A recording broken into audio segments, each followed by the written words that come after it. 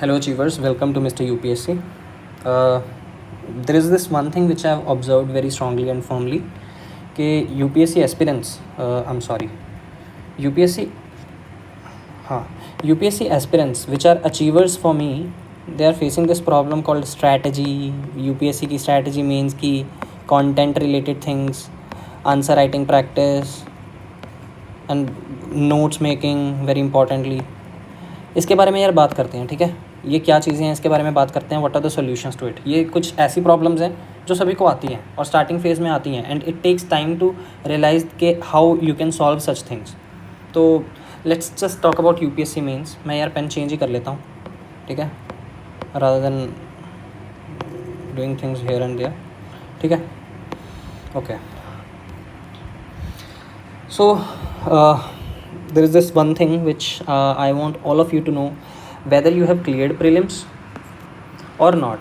It is very imperative if you are in this journey of preparation. It simply means that you are expecting from yourself to write mains at any point of time in your life, and for mains you need to prepare. You have to be mains ready. Now why is it so important? I want you to know that last year All India rank 1 and All India rank 970, whatever it was, the difference between their marks was of 40 numbers, which means if you are scoring more 40 marks, you are having All India rank 1. If you are scoring 40 less marks, you are out of the list. Your name is not even the list. Start from the pre again. वही सारी चीज़ें, ठीक है. तो इसके लिए pre होना ज़रूरी, प्री के बाद मेंस की तैयारी करना ज़रूरी है, whether you have cleared prelims और नॉट. तो what is the way ahead, बात करते हैं.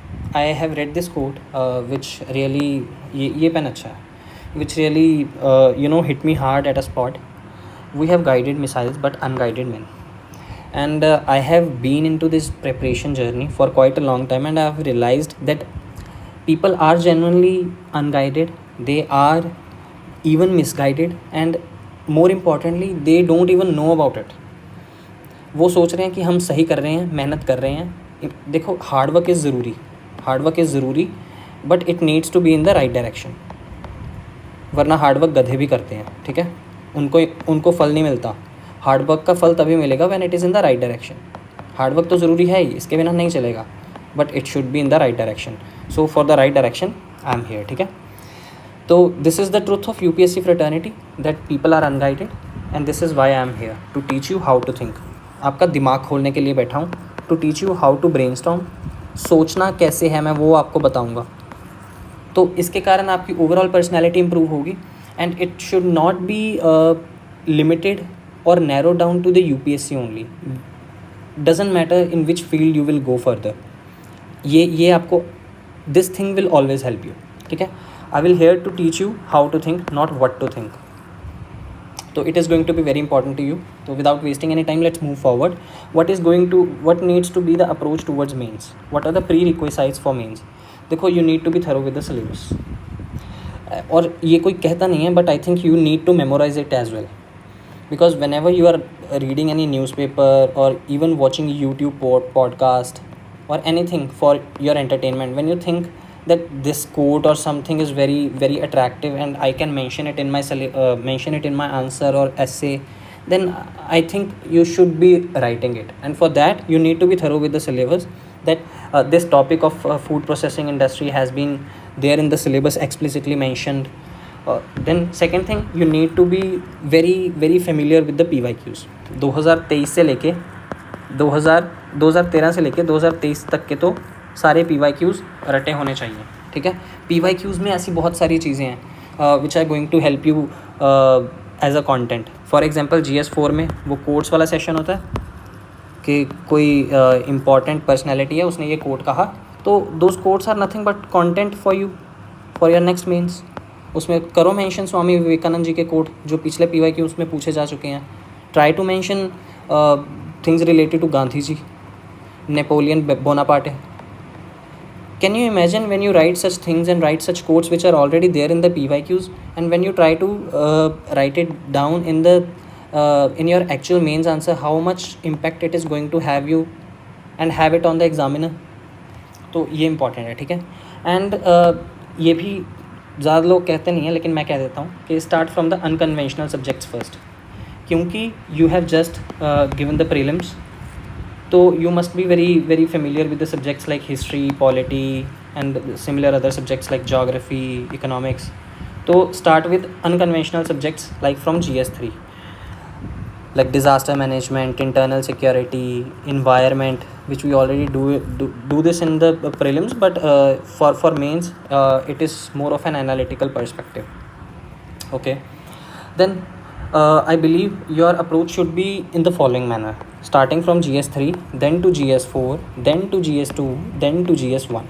ठीक है, ये होना चाहिए. इसका रीज़न यही है, starting from the unconventional subjects. Ethics हो गया, इसमें कुछ नॉन सब्जेक्ट्स आ जाते हैं, पॉलिटी, IR, सोशल जस्टिस वगैरह we will also do. GS1 में आपकी पूरी history, geography, Indian society etcetera comes at here. Essay की बात करते हैं. Essay should be prepared alongside it. Essay के लिए बहुत ज़्यादा अलग टाइम देने की ज़रूरत नहीं है. आई बिलीव संडे को if you are writing one essay, it is more than enough. And near to your mains it should be follow to 2 essays. ठीक है, तो प्रॉपर एक पेपर की तरह 3 घंटे का जो पेपर होता है, स्टार्टिंग विद द एस्से, क्योंकि एस्से का पेपर सबसे पहले आता है. तो what should be your approach towards essay? Primarily it needs to be your GS content is primarily going to be your main content for the essay. ठीक है, your essay, whenever you are thinking about various dimensions in your essay, it needs to come from your GS content itself. ठीक है, तो जैसे जैसे GS करते जाओगे, your content for the essay will be developing by itself. Second, I will upload my notes. My notes include various quotes of famous personalities, value addition things, stories to start essay. Stories कैसे? Famous वाली stories, जैसे NCERT की class 6-7 की stories हैं, उसी में से सीधा मैंने उठा के लिख दी. पॉलिटी के लिए democracy related, climate change related poems हैं, छोटी छोटी पोइम्स हैं. इफ़ यू रिमेंबर इट, तो it is going to definitely have a very positive impact on the examiner और the checker. Mottos of various organisations in my notes. For example, Indian air force का motto है नभा स्पर्शम दीप्तम. नभा means sky, स्पर्शम means touch, दीप्तम means glory. It means touch the sky with glory. Toppers model answers. Now why these are important? Firstly, when you will start reading it, you will get to know कि लिखना कैसे है, क्या तरीका है लिखने का. You will primarily get the structure of the essay, how the essay needs to be started, how you are going to explain the meaning of the topic, what are going to be the various dimensions of the essay, and how you are going to conclude it after giving various counterpoints of the essay topic itself. ठीक है, तो ऐसे आपका essay का सारा structure होगा. You will get to know how to put examples, how you can integrate first para into the other para, second with the second para, and then how you can conclude by starting from the first para itself. This correlation you will get to know once you start reading model answers of toppers. I personally suggest Anudeep Durishetty sir का essays देख लीजिएगा. Those are really helpful. Then we will learn brainstorming. This is something which will help you not only in essay but including your all GS papers and even in your optional. वहाँ पे 7 minute में you have to write one answer. ठीक है, तो उसके लिए सबसे पहले ब्रेनस्टॉर्मिंग आनी चाहिए, ताकि दिमाग में आप सब कुछ सोच सको. उसके लिए प्रैक्टिस करना ज़रूरी है. ठीक है, ब्रेनस्टॉर्मिंग में when you are brainstorming for your essay, you will try to decide your own structure for the essay. You will be innovative in your own way. ठीक है, टॉपर्स के अपने इनोवेशंस होते हैं, कोई बात नहीं. Starting story of the essay, you will start creating story can be even fictional story. For example, debt related कोई ऐसे आ गया, देन यू कैन मेंशन के ऐसे प्रेस रिपोर्टर कोई गुजर रहे थे गांव से, वहाँ पे एक the farmer committed suicide because of the large family debt which was merely 2.5 lakh. ठीक है, अमाउंट बड़ी नहीं है, हमारे लिए तो बड़ी है, पर किसानों के लिए कितनी बड़ी है, that it cost suicide to a farmer. ठीक है, you will learn various examples and various dimensions how to generate it. Brainstorming से दिमाग खुलेगा. ठीक, चलो. And you know indirectly these things are going to help you even in your prelims. It will definitely help you in the active recalling thing. करते हैं बात. तो start writing essays from this Sunday. गंदा essays लिखो, start with the worst and reach your best. इसमें time लगेगा जब पहुंचने में, लेकिन you have to start your worst essay. ठीक है, तो लिखना शुरू कर दो. 10-12 पेजेस लिखने होते हैं, विच simply means 1000 to 1200 words at least 500 words लिखने की कोशिश तो करो। एटलीस्ट 5 पेजेस तो लिखो ऐसे के, खुले करके लिख दो भाई, कॉन्फिडेंस तो आए, खुले करके स्टार्ट करो, ठीक है। Related to GS 1 2 3 4 there is also my Agrim batch going free on YouTube. तो इसमें we are going to complete the entire mains with notes. Disaster management and internal security have already done with the PYQs and the syllabus itself. तो syllabus, learning and PYQs ये हमने देख लिया, और ये important है अगर आप खुद से भी कर रहे हो। If you are not watching my lectures of Agrim, तो ये दोनों चीज़ों तो पहले खुद से कर लेना। उसके बाद if you have just started तो मॉक क्वेश्चंस अभी मत देखना। मॉक बताता हूँ क्यों बाद में देखने हैं, PYQs अभी देखना सिर्फ, ठीक है। Because these things are going to give you directions, whereas mocks are primarily for developing your analytical ability कि भैया प्रैक्टिस करो, try to think on such lines, ठीक है। देखते हैं what is the need, इसकी ज़रूरत क्या है जी, देखते हैं एक्चुअल ज़रूरत क्या है मेंस के लिए। It is nothing but analytical ability. If you have developed this analytical ability, मैं आपको एक चीज़ बता दूँ, आपके 1000 पेजेस के मेंस के नोट्स फॉर एग्जांपल हैं, these are going to be sorted in 40 pages notes, ठीक है। 960 पेजेस नहीं लिखने की ज़रूरत, क्यों? क्योंकि उसमें फालतू चीज़ें हैं। If you have developed already this analytical ability, your notes are going to be of as concise in as concised manner as possible. ये 40 पेजेस में बार बार 40 पेजेस की क्यों बात करता हूँ, बिकॉज ये ऐसी चीज़ है कि I have personally realised it.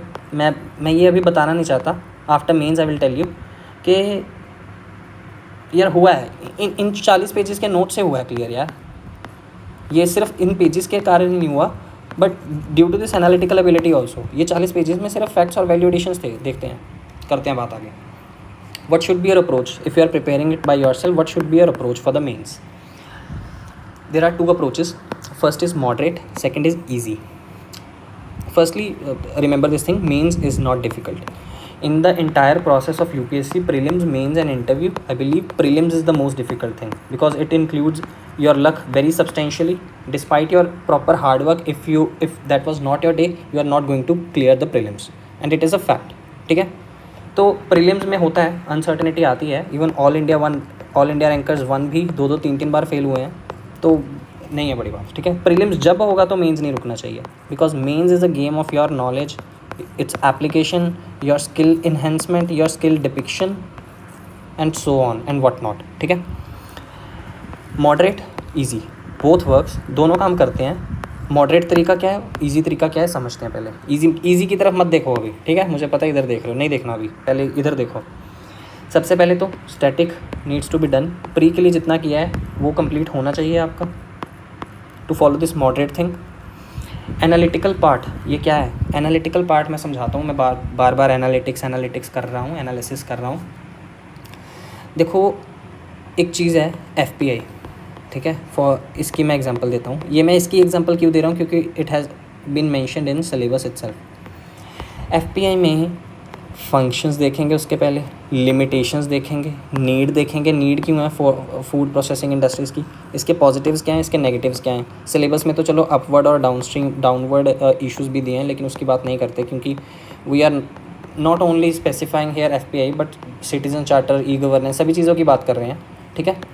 कोई भी टॉपिक है उसके हम सबसे पहले फंक्शंस देखेंगे, limitations, need, positive, negative, challenges क्या हैं, वे अहेड क्या है। तो इन सारी चीज़ों पे हम नोट्स बनाएंगे छोटे छोटे, ठीक है। इसके लिए आपको रिसर्च लगेगी, you need to research it on the internet. Use of ChatGPT for value addition, value addition के लिए न्यूज़पेपर पढ़ना, रेडियो सुनना, एट्सेट्रा, ठीक है। ये देखो एक और चीज़ बता दूँ, ये रेडियो सुनना, मैगज़ीन से सामान इकट्ठा करना, योजना कुरुक्षेत्र पढ़ना, ये पुराने बच्चे करते थे, ठीक है, पुराने बच्चे करते थे। Now you have internet, ChatGPT है, यूज़ द स्मार्ट वे, ठीक है। हिंट दे दिया मैंने, समझ लो। अब एग्जांपल्स उठानी है ChatGPT से उठाओ। ChatGPT को बोल दो कि मैंने ऐसे लिखना है, ऐसे के लिए 10 रियल लाइफ एग्जांपल्स दे दो। वुमेन एम्पावरमेंट के लिए वो दे देगा, डेमोक्रेसी के लिए दे देगा, इंडिया रिलेटेड चाहिए इंडिया रिलेटेड दे देगा, ठीक है। Use it. तो इसके लिए you will be done with the content सबसे ज़रूरी है, एंड कंटेंट हो जाएगा। उसके बाद आती है आंसर राइटिंग प्रैक्टिस, वो बाद में देखते हैं। अब इसमें कंटेंट की चीज़ देख ले, यहाँ पे देखना, it is a smarter way topic wise pager notes होने चाहिए, वन पेजर से ज़्यादा नहीं। टॉपिक वाइज मतलब मेरे पास सिलेबस खुला है, शायद खुला है क्या, हाँ खुला है। फॉर एग्जांपल इन्वेस्टमेंट मॉडल्स की बात कर रहे हैं या इंफ्रास्ट्रक्चर की बात कर रहे हैं, एनर्जी पे बात कर रहे हैं, एनर्जी के लिए आपके पास वन पेजर होना चाहिए, पोर्ट्स के लिए वन पेजर होना चाहिए, रोड्स के लिए, एयरपोर्ट्स के लिए, रेलवेज़ के लिए। एक एक पेज में आपके नोट्स कंप्लीट होने चाहिए। एक एक पेज में आप बोलोगे भैया कि एक एक पेज में कैसे लिख लेंगे, हमें क्या पता है क्या क्वेश्चन पूछना है। तो ये जैसे GS2 ये PYQs हैं, ठीक है, ये मैंने एनालिसिस किया है। फॉर एग्जांपल देखते हैं, अब आपने PYQs देखने हैं, चलो यहाँ से छोड़ो, मैं सीधा बताता हूँ। आपने एक टॉपिक देख लिया, ABCD टॉपिक है, उसके रिलेटेड आपने PYQs देख लिए। PYQs आपको दिए हुए हैं सिलेबस वाइज, देखो यहाँ पे कि effect of policies of developed and developing countries on India's interest, ये सिलेबस का ही पार्ट है। ये मैं आपको अभी सिलेबस में दिखा देता हूँ। GS2 में है ना, डायस्पोरा आया था। GS2 कहाँ पे है जी, GS2 डायस्पोरा नीचे है, इंटरनेशनल रिलेशंस, ये रहा डायस्पोरा। ये देखो, effect of politics of developed and developing countries on India's interest, Indian diaspora, same thing. तो इसमें से जो भी क्वेश्चन पूछे गए हैं वो यहाँ पे हैं। I will upload it on my Telegram channel, link is in the description. तो वहाँ से देखना PYQs। अब हुआ क्या, आपने सिलेबस देख लिया, आपने PYQs देख लिए, आपको पता चल गया कि आपने पढ़ना क्या है, ठीक है।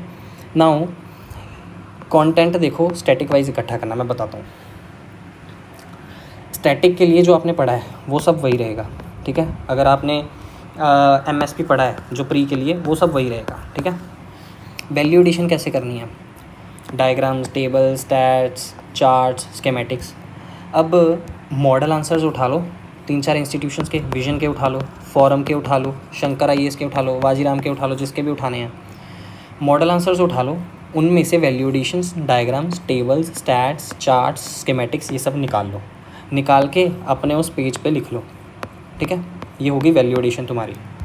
ऐसे ही बनते हैं 40 पेजेस के notes, I am not even kidding. और ये टॉपर्स की स्ट्रैटेजी है, खुद बात की है मैंने, जो लबासना में पिछले साल बैठे थे उनसे, और उसके बाद I have reached at this conclusion कि this is the way that toppers are doing things.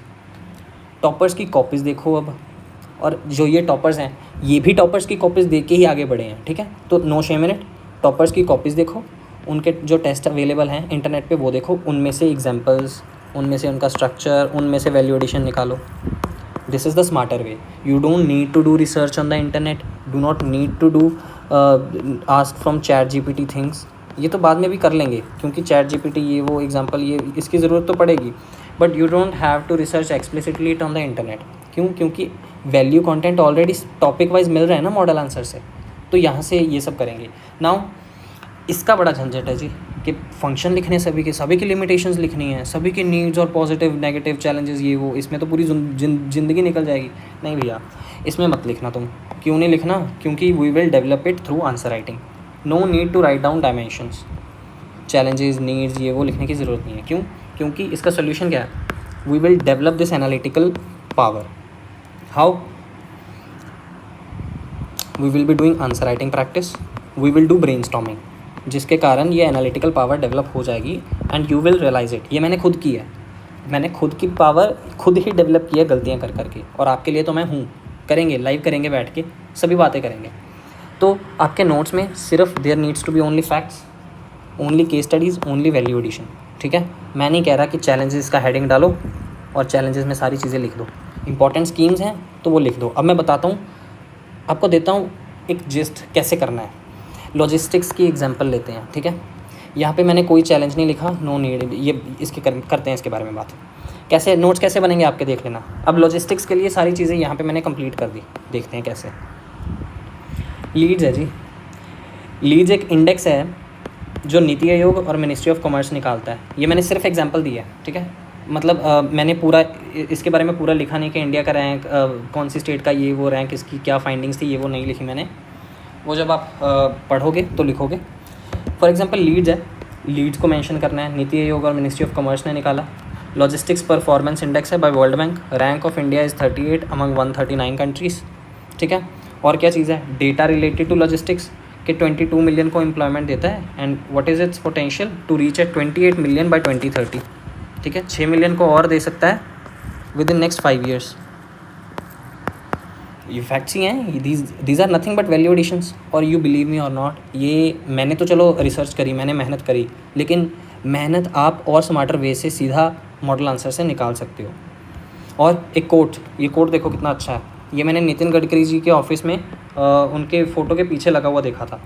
American roads are not good because America is rich, America is rich because American roads are good. समझे इस coat का मतलब? समझ गए? तो इसकी power देखना कि क्या इम्पैक्ट है इस कोड का। अगर ये आप लिखोगे, जब रोड्स के ऊपर क्वेश्चन आ गया, लॉजिस्टिक्स के ऊपर क्वेश्चन आ गया, what is going to have its impact, specially जब आप कंक्लूजन में बस यही लाइन लिख दोगे और कुछ नहीं लिख रहे, सिर्फ यही लाइन लिख दी, ठीक है। Move forward, national logistics policy, इसमें 4 पिलर्स कौन से हैं, बस वही लिखना है, सिर्फ वही लिखना है। जब क्वेश्चन आएगा उसमें मेंशन कर देना, चैलेंजेस आएंगे तो रिलेटेडली मेंशन कर देना। देखते हैं की स्कीम्स लिख देना। स्कीम्स क्या है? Example Kisan Rail, national infrastructure pipeline, national monetisation pipeline, कितनी फेमस चीज़ें हैं, कोई भी इनफेमस नहीं है। पीएम गति शक्ति, गोल्डन क्वाड्रिलेटर, डायमंड क्वाड्रिलेटर, उड़ान 2.0, Sagarmala.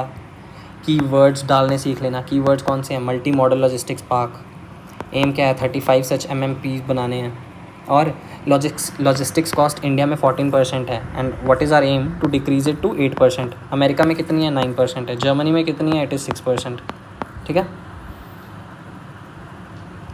This is how your notes are going to be, इतने छोटे छोटे। लॉजिस्टिक्स ख़त्म। ऐसे कर करके जितने भी मेंस में सिलेबस में मेंशन है चीज़ें, ह्यूमन रिसोर्स पे, education, issues related development management, social sector, government budgeting, inclusive growth पे ऐसे ऐसे ये पॉइंट्स, उसमें क्या इश्यूज़ हैं, ये वो ख़त्म। एक क्या आधे पेज में ख़त्म, ठीक है। सारे फैक्ट्स, वैल्यूएडिशंस लिख लिए, और कोशिश करना कि ये सारी चीज़ें 200 पेजेस में आप ख़त्म कर लो। क्यों? क्योंकि when you will be writing actually mains, तो आप ये 200 पेजेस को दोबारा रिक्रिएट करोगे and finish it in the 40 pages. और जब भी आप GS 1 दोगे, 2 दोगे, 3 दोगे, 4 दोगे, तो इन 40 पेजेस में से 10-10 पेज, ये 40 पेजेस में I am talking about entire GS, ठीक है। 10 पेजेस होंगे GS 4 के लिए, 20 पेजेस होंगे GS 1 और GS 1 के लिए, 10 पेजेस होंगे GS 2 के लिए, 10 होंगे GS 3 के लिए, 50 पेजेस में ख़त्म, ठीक है। तो before your mains you just need to revise those 10 pages. हमें वहाँ तक का देख के सोचना है, ठीक है, आज का नहीं सोचना। If you are preparing for the prelim, for clearing this exam, we need to be practical, we need to be ahead of others. और उसे सोचने का तरीका यही है। 200 पेजेस से 40 पेजेस बनाएंगे। ये फाइनल चिट शीट्स होंगी, छोटे छोटे नोट्स, जितना कंजूसी से लिख सको, जगह छोड़ नहीं रहे। हमें दोबारा वैल्यू एडिशन नहीं करनी, बस यहीं पे लिख दो। सिर्फ इंपॉर्टेंट चीज़ें लिखो which we are going to mention. NITI Aayog का 3 years agenda, 7 years document, 15 years long term goal, बस ये चीज़ें मेंशन कर दो। क्या और क्या करनी है? SDG के 17 गोल्स हैं, सारे याद कर लिए। सेकंड एडमिनिस्ट्रेटिव रिफॉर्म कमीशन है, इसकी 15 रिपोर्ट्स हैं, सारी रिपोर्ट्स के नाम याद कर लिए ताकि हम बस इसे मेंशन कर सकें। आप सोच रहे हो how impactful it will be on the examiner. तो analytical power will develop through answer writing practice. तो 3 चीज़ें are the most important thing in the answer writing. I am going to conclude here. Content which I have already told you about, 2 methods, answer writing practice for analytical ability, learning analysis, giving structure to your essay, question demand here we will address, कि question ने क्या demand की है उसे समझना और उसकी demand को फुलफ़िल करना आंसर राइटिंग प्रैक्टिस में सीखेंगे। और नेक्स्ट टेस्ट में हम टाइम मैनेजमेंट, वो सारी चीज़ें सीखते हैं, ठीक है। चलिए, तो स्पीड, हैंड राइटिंग, ये 2 ऐसी चीज़ें हैं जिनका कोई तोड़ नहीं है। हैंड राइटिंग की बात करते हैं। हैंड राइटिंग सभी कहते हैं कि मैटर नहीं करती, भैया देखो, it need to be neat, necessarily neat. Examiner को समझ आना चाहिए कि what you have written. If he और she has to put efforts in reading what you have written, he will definitely cut your marks, ठीक है। ये तो फैक्ट है and it is human nature. If you are writing neat, I am not asking you to write very good, सजा के फूल मोतियों की तरह जैसे स्कूल में लिखते थे वैसे लिख लेना, ठीक है, वैसे ज़रूरत भी नहीं है, but at least it needs to be neat, it should be easily readable, understood, okay. Even if it is good then yes it is better. तो ठीक है यार, all the best achievers. Will continue with our Agrim batch. We have completed internal security. Tomorrow I'll upload the agriculture lecture, first lecture of agriculture, and we'll be moving forward. और जल्दी ही आप भी start कर दो मेंस का जैसे बताया। And all the best achievers, proud of you, bye.